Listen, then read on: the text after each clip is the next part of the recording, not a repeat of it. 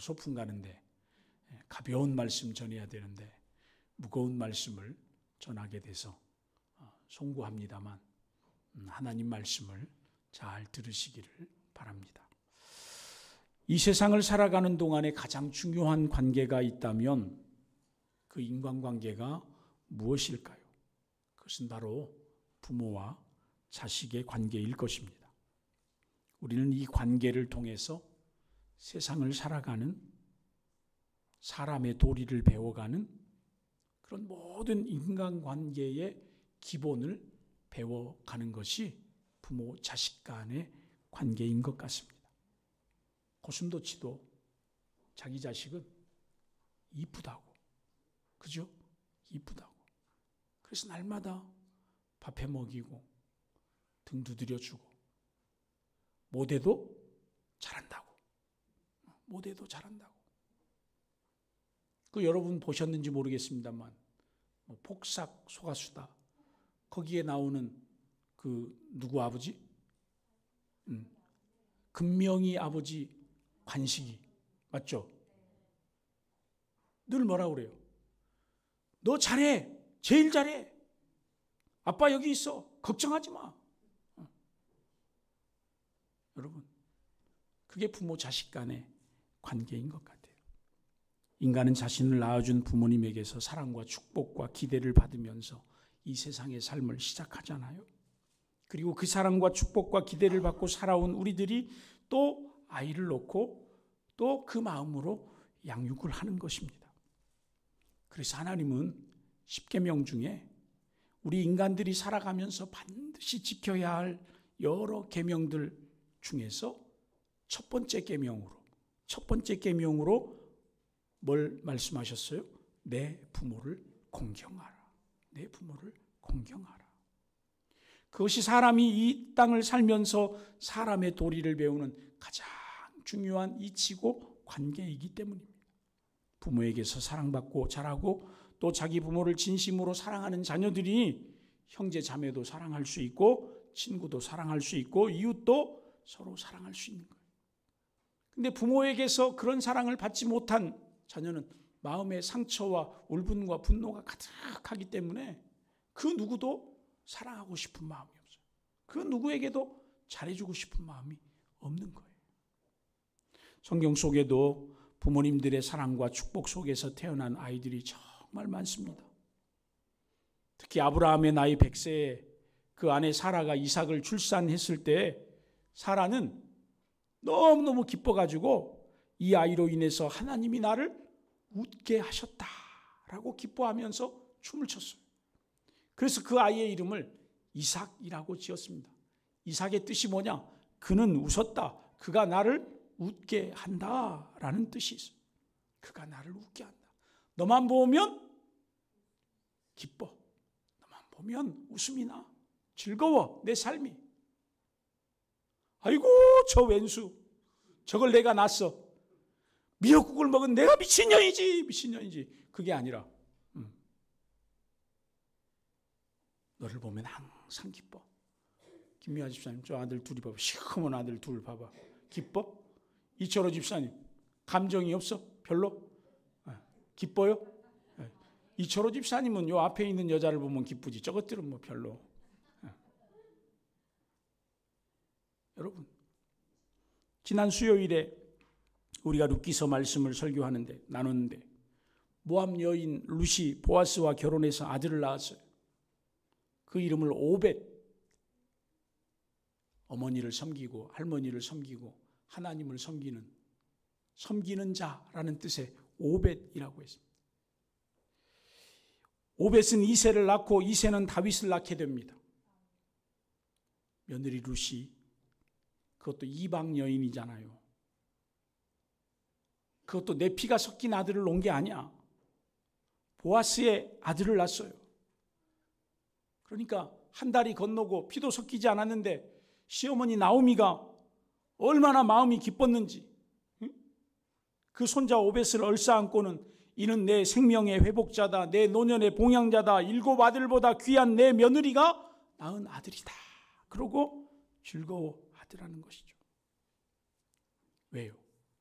남편 죽고 두 아들 먼저 보내고 정말 소망이 없고 웃을 일이 없고 기쁨이 없는 그 늙은 시어머니 나오미에게 내 피가 한 방울 안 섞였지만 며느리 룻이 놓아준 그 아기가 그렇게 기쁘고 고맙고 감사한 거예요.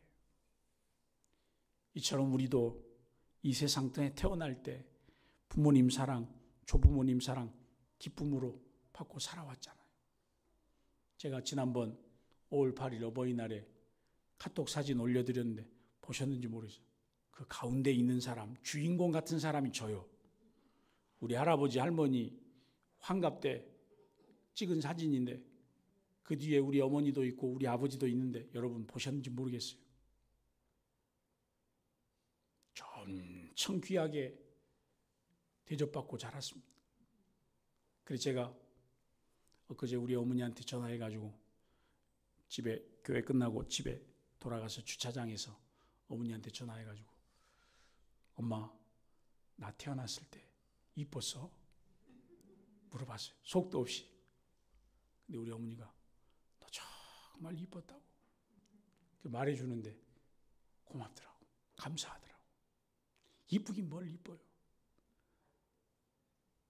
결혼해가지고 여수 시장에서 과일 장사하다가 단칸방에 살면서 애를 낳았는데 애 받아줄 사람이 없어가지고 옆집 과일 가게 아주머니가 애를 받아줬어요. 어느 날 어머니가 저를 데리고 시장통에 갔는데 제 기억에 가물가물한 기억에 이분이 널 받아준 그 아주머니야 할머니야 그러면서 인사를 시켰던 기억이 나요. 어메 이렇게 많이 컸어? 벌써 이렇게 컸어? 누군지 기억도 안 나요. 근데 가물가물 제 기억 속에 있어요. 그토록 우리를 사랑으로 축복으로 은혜로 양육해 주신 부모님께 오늘 하나님 말씀은 그 부모에게 어떻게 해야 한다고 말씀하십니까? 첫 번째 보니까 주 안에서 너희 부모에게 순종하라. 주 안에서 너희 부모에게 순종하라. 여러분 순종한다라고 하는 이 헬라어 원어의 뜻 안에는 따라합시다. 경청하다, 응답하다, 복종하다 이 의미가 있어요. 경청하다, 응답하다, 복종하다. 그러니까 경청하라는 거예요. 응답하라는 거예요. 복종하라는 거예요. 여러분 경청하라는 말은 부모님의 말씀을 가슴 깊이 새겨들으라는 말이에요. 대제사장 엘리의 두 아들 아버지 말씀을 경청하지를 않았습니다. 자신들이 대제사장의 아들이라는 직위를 남용해서 백성들이 하나님 앞에 바치기 위해 드렸던 그 제물들을 날마다 갈취하는 거예요. 심지어 성전에서 봉사하는 여인들에게 성적인 추행을 저질렀어요. 아버지가 몇 번이고 그렇게 하지 말라고 여러 번 타일렀어요. 그런데도 탐심과 교만에 빠져서 하나님을 두려워하지 않고 아버지 말씀도 경청하지 않은 이 두 아들이 마지막에 어떤 죽음을 맞이했는지 아십니까? 법궤를 메고 블레셋과의 전쟁 중에 나아갔는데 거기서 법궤도 빼앗기고 그 두 아들은 처참한 죽음을 당했어요. 그건 하나님의 벌이죠. 여러분 순종은 부모님의 요청에 예하고 응답하는 것이라고 했어요. 예하고 응답해야 됩니다. 예라고 응답하는 것이 왜 그렇게 어려운지 모르겠습니다. 내 생각, 내 주장이 더 현명하고 더 옳은 것 같다는 생각 때문에. 그런데 여러분 그 교만한 생각을 뒤로 하고 우리보다 인생을 더 많이 사셨고 경험도 더 풍부하신 부모님의 요청에 예라고 하면 참 좋을 텐데. 저도 아버지가 하는 게 늘 못마땅했어요. 그래서 아버지가 뭐 좀 하자 그러면 싫어요. 안 해요. 왜 제가 그걸 해요? 그러나 아주 나쁜 놈이 지금 설교를 하고 있어요. 여러분 웃기지 않습니까? 근데 제가 우리 아버지가 마지막으로 저에게 하셨던 말씀을 늘 가슴판에 새기고 살아요. 그건 뭐냐면 너희 동생들하고 사이좋게 지내라. 사랑하며 지내라. 그래 저희 집 가훈이 사랑하며 사이좋게 해요. 우리 아이들이 유치원 맨날 갈 때마다 제가 축복해 주면서 오늘 어떻게 살아야 된다고? 그럼 아이들이 사랑하며 사이좋게 이렇게 외치고 갔던 게 기억이 나요. 사랑하는 여러분, 부모님의 요청에 예라고 해야 합니다. 그렇게 말을 안 듣던 자녀들이 어느덧 나이가 들어서 늘 하는 게 뭐예요? 후회. 예라고 해야 돼요. 우리 혜든이랑 민준이랑 사내랑 건유랑 선유랑 온유랑 채은이랑 현빈이랑 휘연이랑 또 누가 안 왔어요? 다 부모님 말씀에 뭐 해야 된다고요? 예해야 된다. 다 같이 예 한번 해봅시다. 시작. 예. 아니요? 안 돼. 예 해놓고 나서 그 다음에 제 생각에 이런데 제 의견은 좀 어떻게 생각하세요? 이래야지. 여러분, 순종은 또 그러니까 복종이라고 했잖아요. 복종. 여러분 한번 생각해 보세요. 상상해 보세요. 창세기 22장을 보니까 하나님께서 아브라함에게 내 아들 독자 이삭을 나에게 제물로 바쳐라 이렇게 말도 안 되는 요구를 하셨어요. 누가 하셨다고요? 하나님이 하셨다고요. 여러분, 때로 하나님이 우리에게 말도 안 되는 요구를 하실 때가 있어요. 말도 안 되는 요구를 하실 때가 있어요. 그런데 그 요구에 아브라함이 순종해서 모리아산 꼭대기로 올라갑니다.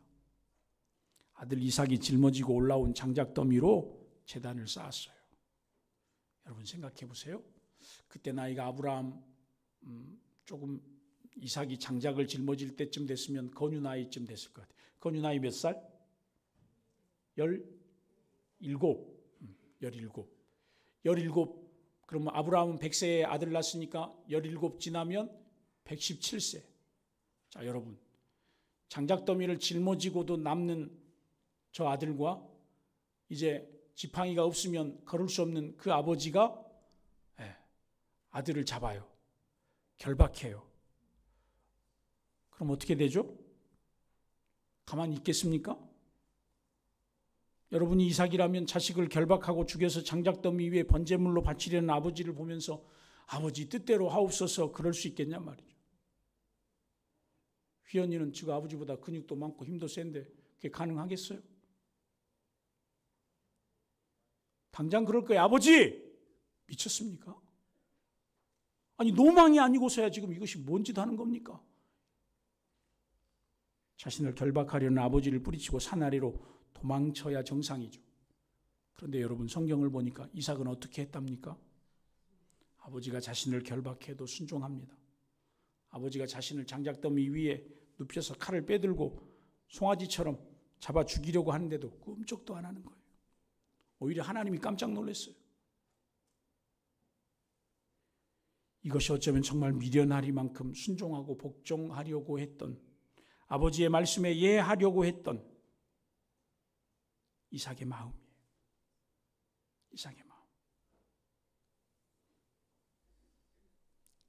물론 여기 주 안에서 순종하라는 말씀 속에 믿지 않는 부모가 요구하는 비신앙적인 요청까지 다 순종하라는 건 아니에요. 예를 들어서 너 나에게 효도하려면 교회 그만 다녀라. 여러분, 우리 이 말 얼마나 많이 들었습니까? 저도 우리 아버지한테 그 말 들었습니다. 너 아버지 아들 하려면 신학교 그만둬라. 그럼 제가 예 했겠어요? 아버지가 내 인생 대신 살아줄 것도 아니면서 왜 감나라 배나라 하냐고 막 하면서 막. 응? 아버지 막 멱살 잡을 듯 하면서. 아니, 멱살을 잡았을 거예요 그때. 그런 나쁜 놈이 저라니까. 나 죽거든 추대바 같은 거 드리지 말고 제사상 만나게 차려라. 여러분, 그 순종해야 되는 말이에요. 어떤 분들은 가끔 이렇게 말해요. 지금 예수 믿어야 된다고.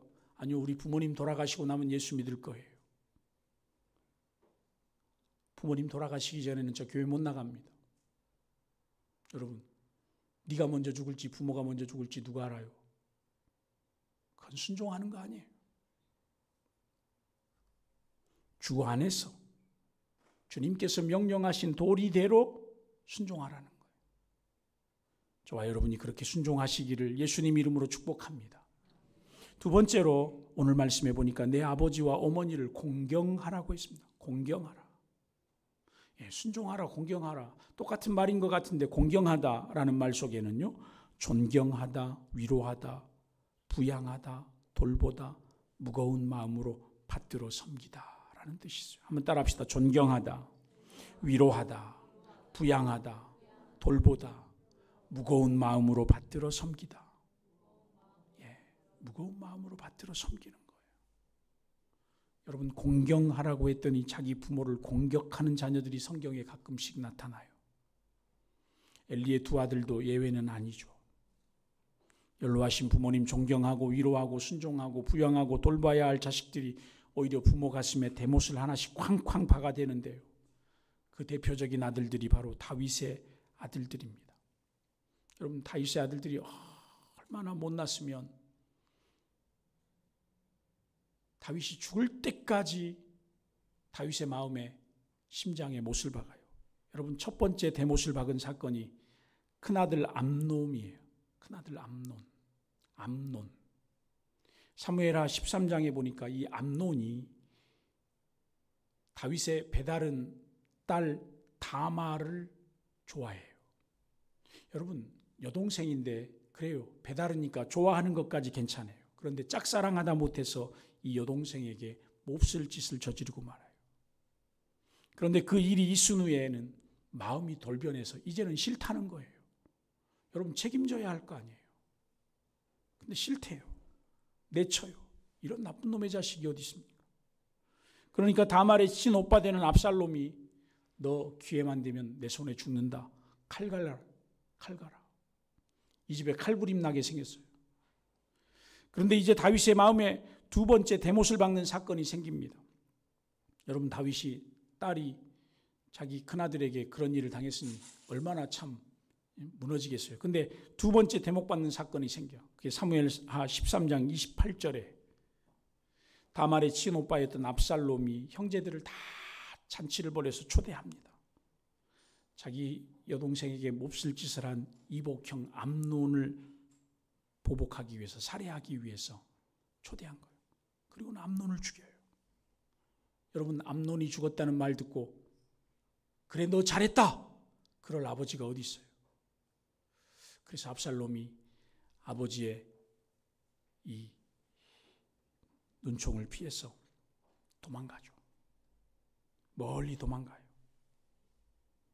하루아침에 아들을 잃고 또 아들이 살인자가 된 이 아버지 마음이 오죽하겠어요. 충격이 이루말할 수가 없죠. 이제 세 번째 다윗의 심장에 대못을 박는 사건이 또 일어나요. 사무엘하 15장이에요. 아버지 다윗이 암묵적인 용서로 살인자 압살롬을 받아들여 줍니다. 그래서 3년 만에, 집 나간 지 3년 만에 왕궁으로 돌아와요. 그런데 아버지 다윗은 압살롬이 좀 자숙하기를 원해요. 그래서 2년의 기간 동안에 그 왕의 식탁에다가 한 번도 부르지를 않아요. 여러분, 왕궁에 돌아왔는데 아버지가 자기를 번듯만듯해. 식사도 같이 안 해. 그럼 압살롬의 마음 가운데 내가 전에는 아버지의 총애를 받던, 그리고 아버지의 다음으로 이제 왕을 이을 그런 사람이었는데 2년 동안 자기를 식탁에 부르지 않으니까 어떤 마음이 생각나겠어요? 난 이제 아버지의 총애를 받지 못하는구나. 난 이제 왕의 자리에도 못 올라가겠구나. 이런 위기감이 오니까 어떻게 해요? 쿠데타를 일으키는 거예요.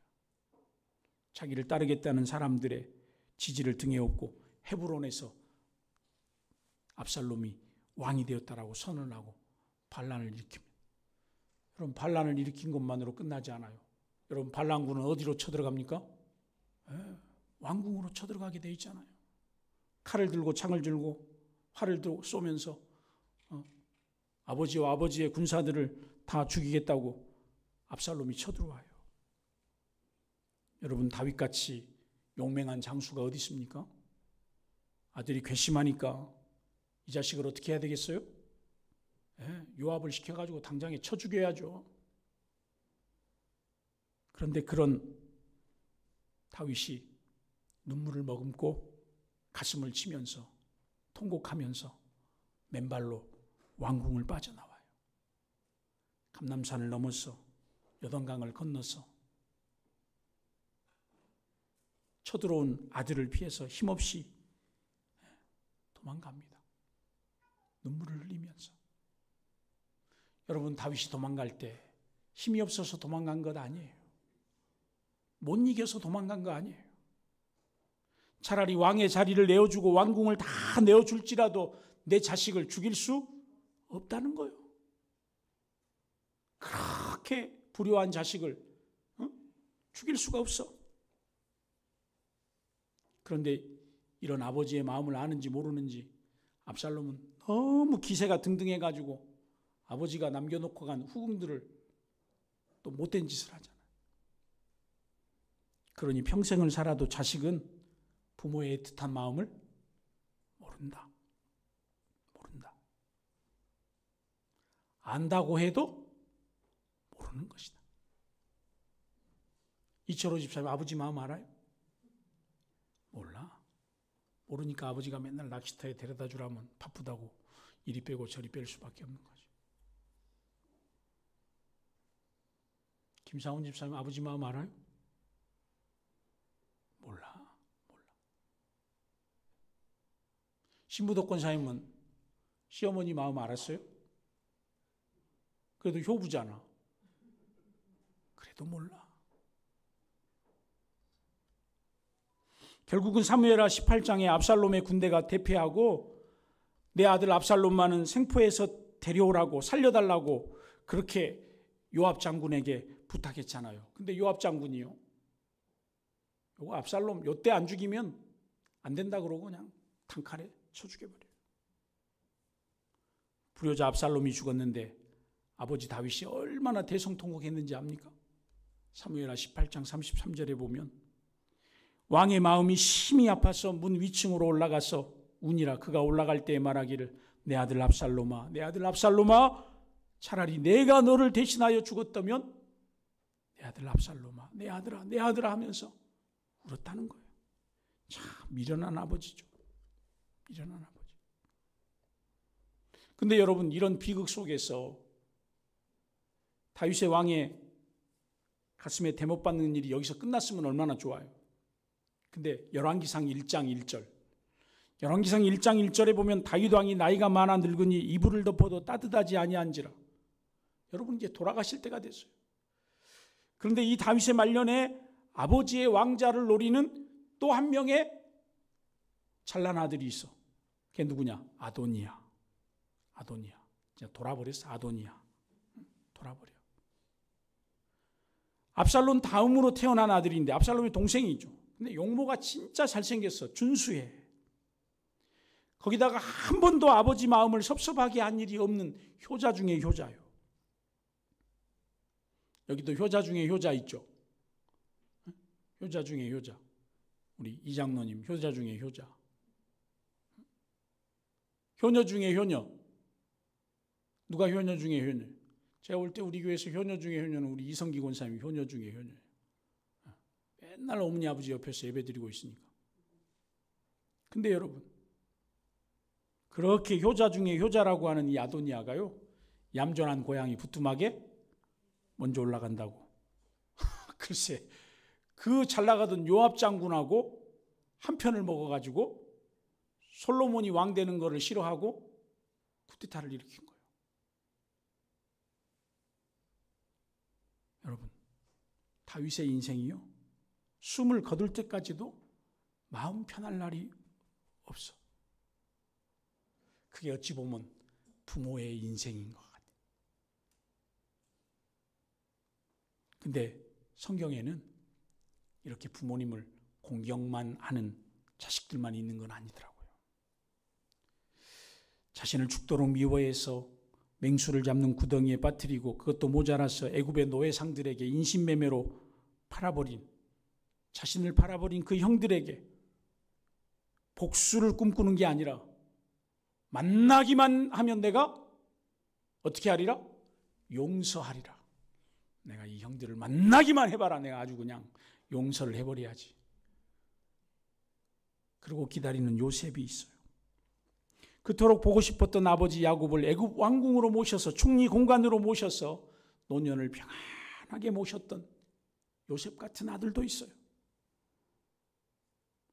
아버지 야곱 죽음 이후에 혹시라도 동생 요셉이 복수하지 않을까 노심초사 전전긍긍하던 형들에게 요셉이 뭐라고 말합니까? 두려워하지 마십시오. 내가 하나님을 대신하겠습니까? 당신들은 나를 헤아려 하였으나 하나님은 그것을 선으로 바꾸사 오늘같이 많은 백성의 생명을 구원하게 하시려 하셨습니다.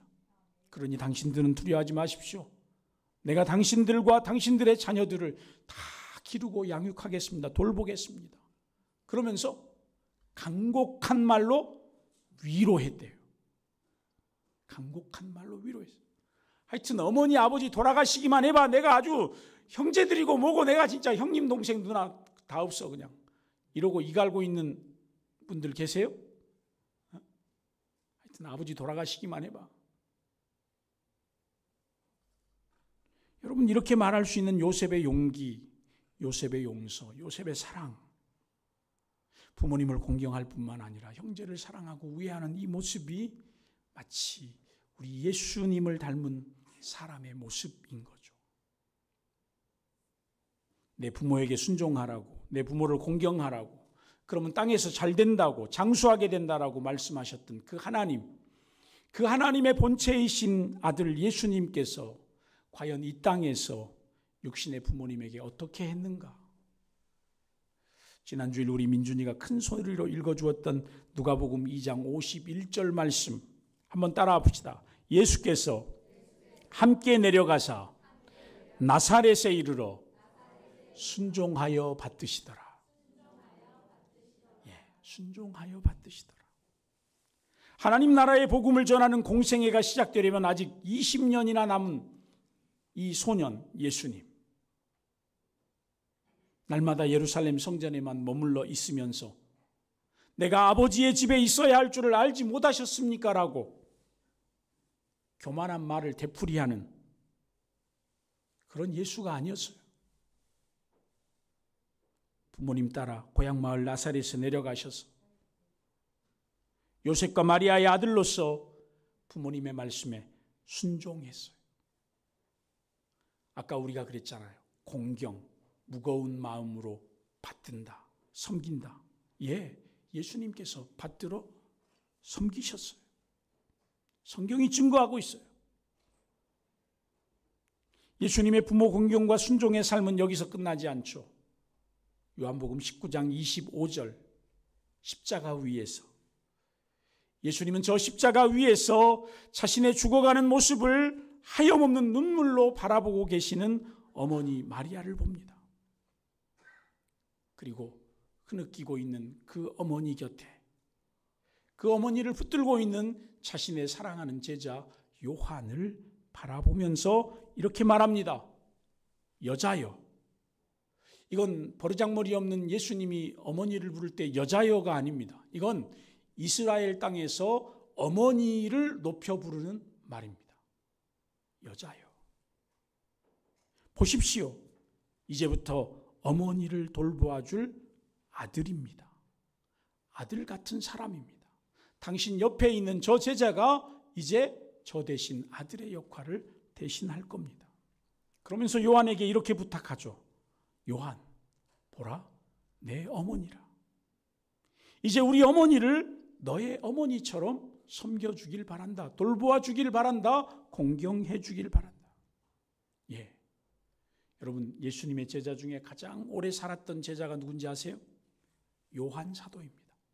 바로 마리아 곁에 서 있었던 그 요한. 우리 어머니를 부탁한다라고 예수님의 부탁을 받았던 그 요한이 에베소라고 하는 지역에서 마리아가 늙어 돌아가실 때까지 평생을 돌보아 드렸다는 거예요. 사랑하는 성도 여러분, 내 부모에게 순종하라, 내 부모를 공경하라, 그리하면 내가 잘되고 땅에서 장수하리라는 약속의 말씀이 어긋난 경우가 한 번도 없더라는 거예요. 성경 속에서 부모에게 효도했는데 망한 자식, 망한 집안, 망한 후손이 있어요, 없어요? 절대 없어요. 시편 37편 25절 한번 따라 합시다. 내가 어려서부터 늙기까지 의인이 버림을 당하거나 그의 자손이 걸식함을 보지 못하였도다. 여기 의인이 누굽니까? 하나님 말씀대로 부모에게 순종하고 공경하는 자. 하나님 말씀대로 순종하는 자가 의인이죠. 의인은 버림당하지도 않고 걸식함 당하지도 않는다는 거예요. 하늘 아버지께서 다 채워주실 줄 믿습니다. 이 복을 누리는 저와 여러분 될 수 있기를 예수님 이름으로 축원합니다. 함께